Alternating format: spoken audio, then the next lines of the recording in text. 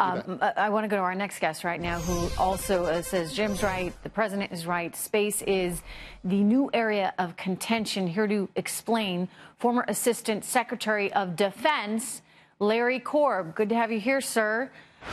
What is it that you worry about with space? Well, what do you see as the threat?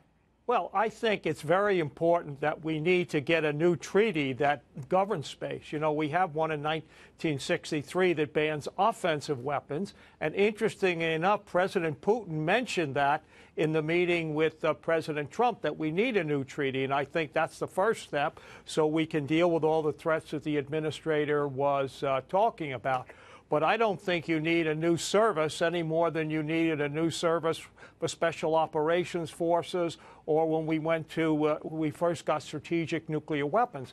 I think the Pentagon can have a space command and they'll get enough people to come in. But if you get another bureaucracy, I mean, the Defense Business Board said you already got, $25 billion extra overhead. You'd have a new secretary, he or she will have a staff. Okay. So you'd like it to be a division of the Pentagon.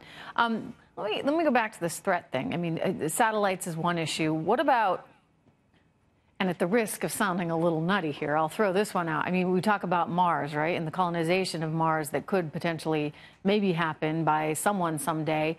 As we fast forward, and I'm not just talking 20 years, but hundreds of years out, do we want to be sort of there first in line on that new frontier so that there's an opportunity, if there is any chance people decide to live on one of these planets someday, that we're there before the Chinese, say?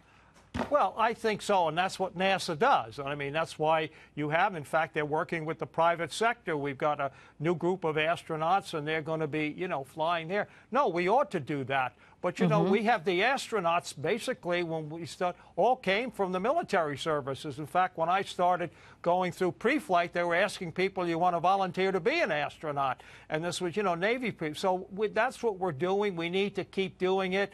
We need to understand. But I think we need to set up a new treaty that has the ground rules for space, because this is the new domain. I mean, just with your GPS, I couldn't have gotten here today, without it. And people really it's incredible, right? And if you can hack into that stuff, if you can manipulate that stuff, whether it be GPS, whether it be banking, et cetera, I mean, that makes us very vulnerable.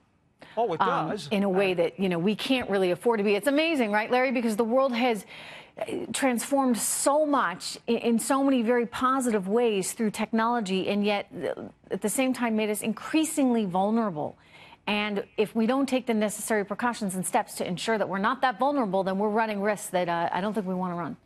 No, that's right. And that's why I say, and I thought it was very interesting that President Putin brought that up with President Trump when they had their meeting in Helsinki. We do need a new, space thing, just like we've had, things that ban chemical and biological weapons. Those are the type of things we have to keep doing to get the world to recognize it, because it's not just us and, our potential competitors, the whole world. Yeah, but don't you think, like, the whole idea of a space force, it might gin up a lot of excitement in this area that, people can really be motivated towards. Is that perhaps part of the reason here for having a 6th division? Well, I think you still got the astronauts. People in the military, for example, go into, submarines that launch ballistic missiles. They have their own career, but they're still part of the Navy. The same way in the Air Force, if you're into land-based missiles or flying bombers, you're still in the Air Force. So I really think you can do it without another service, because, as I say, the last thing you need to do is increase the bureaucracy in the Pentagon. That's an interesting point. Yeah, I hear you. Larry, good to see you. Larry Korb, everyone.